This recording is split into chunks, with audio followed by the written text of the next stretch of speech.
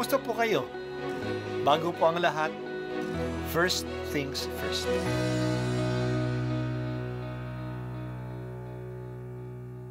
Good morning po. Sinisimulan po natin ngayon ang first things first. At dito po, tinatalakay natin sa unang bahagi ng umaga natin ay ang first readings na binabasa po sa banal na misa. Ito pong tinatalakay natin kasi madalas po marami na tayong alam tungkol sa gospel readings. Pero konti po ang nagsasalita sa first readings. Pero ang first readings, bahagi din po yan ng Biblia, ng banal na kasulatan. Kaya susubaybayan po natin ang mga first readings, basahin po natin at kuminsan kailangan ng basahin ng 2 o 3 beses bago maintindihan kasi hindi po tayo familiar sa mga istorya at sa mga kaisipan na tinatalakay dito.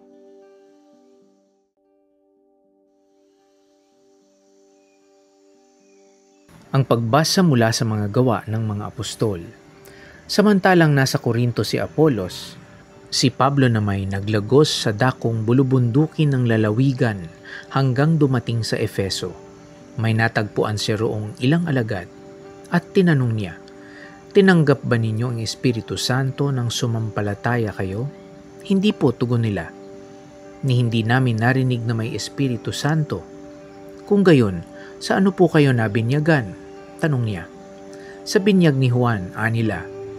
Sinabi ni Pablo, ang binyag ni Juan ay tanda ng pagsisisi. Sinabi niya sa mga Israelita na dapat silang sumampalataya sa darating na kasunod niya, sa makatuwid bagay kay Jesus. Nang marinig nila ito, sila'y nagpabinyag sa pangalan ng Panginoong Jesus. Ipinatong ni Pablo ang kanyang kamay sa kanila. Bumaba sa kanila ang Espiritu Santo at sila'y nagsalita ng iba't ibang wika at nagpahayag ng salita ng Diyos. Sila'y humigit kumulang na 12 lalaki.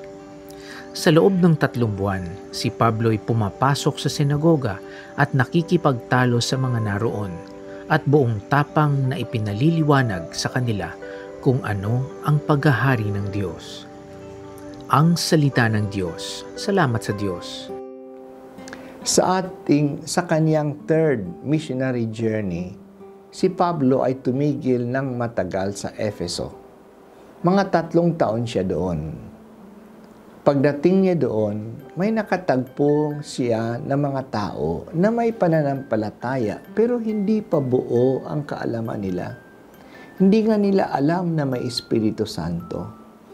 Nabinyagan lang sila sa binyag ni Juan Bautista. Pinaliwanag ni Pablo na ang binyag na binibigay ni Juan Bautista ay paghahanda lang. Pinagsisisi sila sa kanilang mga kasalanan upang maging handa silang tanggapin ang isa pang mas dakila kaysa kay Juan, si Jesus, na siya talaga ang Kristo. Pagkatapos na sila ay mag-aral, itong 12 ito sa Efeso, bininyagan sila ni Pablo sa ngalan ni Jesus at bumaba din ang Espiritu Santo sa kanila. Ang nangyari sa mga alagad ng Pentecostes ay nangyari din dito sa Efeso. Nakapagsalita sila ng ibang wika at nagpahayag na sila tungkol kay Jesus. Sa loob ng 3 buwan, si Pablo ay nakipagdebate sa mga Hudyo upang patunayan sa kanila na nandito na ang paghahari ng Diyos.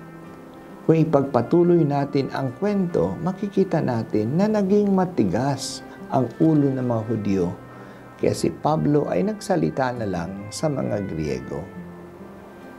Dahil nandoon naman si Apollo sa Korinto, tumigil na lang muna si Pablo sa Efeso, isa ring malaking lungsod. Pero ang mga tao doon ay deboto sa mga Diyos-Diyosan ng mga Griego. Ang ginawa ni Pablo ay dinalisay niya ang mababaw na pagkakilala ng mga tao tungkol sa pananampalataya at sinikap niya na kumbinsihin ang mga Hudyo doon na si Jesus na nga ang ipinangakong Kristo. Iba-iba ang mga audience si Pablo. Nag-a-adjust siya sa kanyang pagtuturo sa kanila. Dito natin makikita ang pagtsatsaga ni Pablo. Talagang masigasig siya. He does not wait for an ideal situation. Kung ano ang sitwasyon na nandiyan, kung sino ang taong kaharap niya, pinaaabot niya sa kanila ang magandang balita tungkol kay Jesus. Sana mayroon din tayong ganyang apoy sa pagmimisyon. Makikita din natin na kumikilos ang banal na Espiritu sa maraming tao. Ngayon, bumaba na naman siya sa 12 tao sa Efeso at ginawang ganap ang pananampalataya nila. O banal na Espiritu, patuloy kang bumaba sa amin at ganapin mo ang amin pananampalataya. Gawin mong buo ito. Kami ay nananalig kay Jesus, pero kulang pa at mahina pa ang aming pananalig. Palakasin po ninyo ang aming pananampalataya.